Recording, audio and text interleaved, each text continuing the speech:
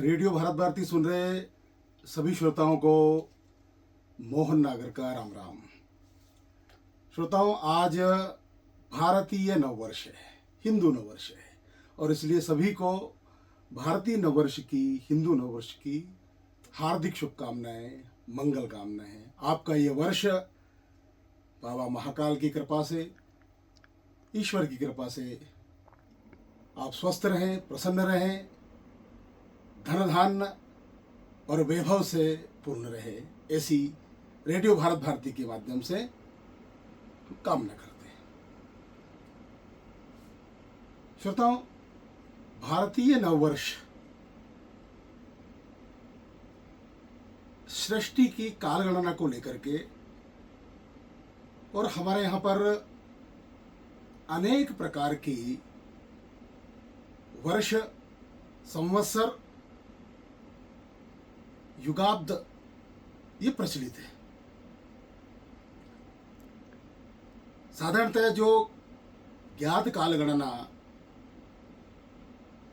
वो युधिष्ठिर संवत से हमारे यहां पर मानी जाती है, जिसे कलियुगाब्दिक भी कहते हैं।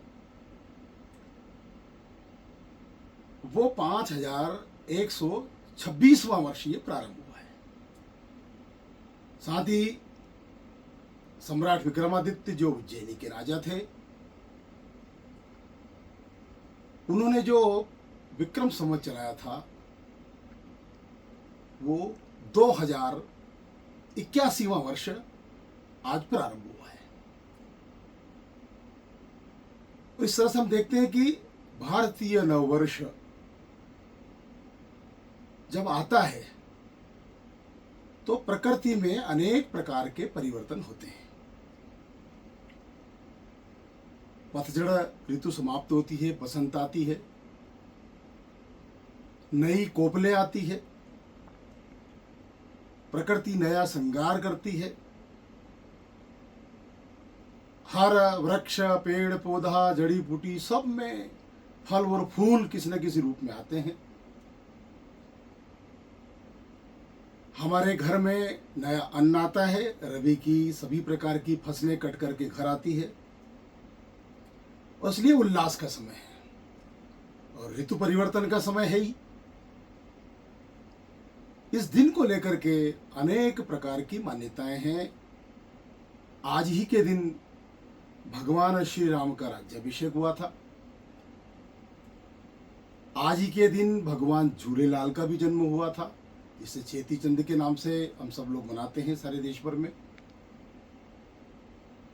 और साथ ही राष्ट्रीय स्वयंसेवक संघ के संस्थापक परम पूज्य डॉक्टर केशवराव बलिराम हेडगेवार जी का जन्म भी वर्ष प्रतिपदा पर, गुड़ी पड़वा पर नागपुर में हुआ था।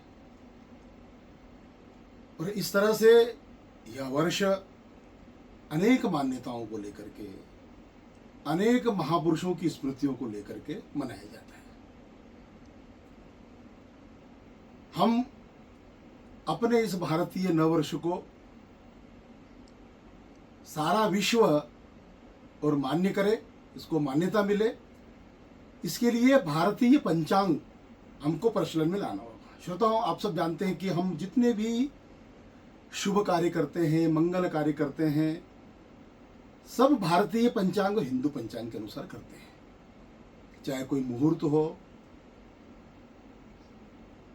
कोई भूमि पूजन हो,